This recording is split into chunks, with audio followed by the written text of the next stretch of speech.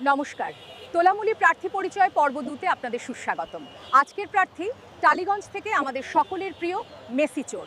অরূপ আর ওনার ভাই স্বরূপের তোলাবাজির জাদুতে বাংলার ফিল্ম ইন্ডাস্ট্রির আজ এমন হাল যে টলিউডের পাশে দাঁড়ানো তো দূর, পাশে শুয়ে পড়লেও আর কিছু হওয়ার নেই। যুব ও ক্রীড়ামন্ত্রী হিসেবে ওনার অবদান ফাটাফাটি।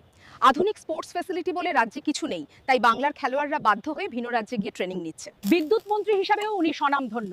সিইএসসি এর দৌলতে বাংলার বিদ্যুতের দাম ভারতে সবচেয়ে বেশি।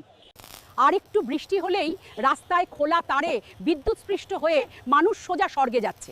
ওনার লেটেস্ট সুপারহিট কীর্তি, সল্টলেক স্টেডিয়ামে 10-15 হাজার টাকার টিকিট বেচে পাবলিককে কাঁচকলা দেখিয়ে দলের লোকজন নিয়ে মেসিকে ঘিরে চলল দেদার ফটোশুট।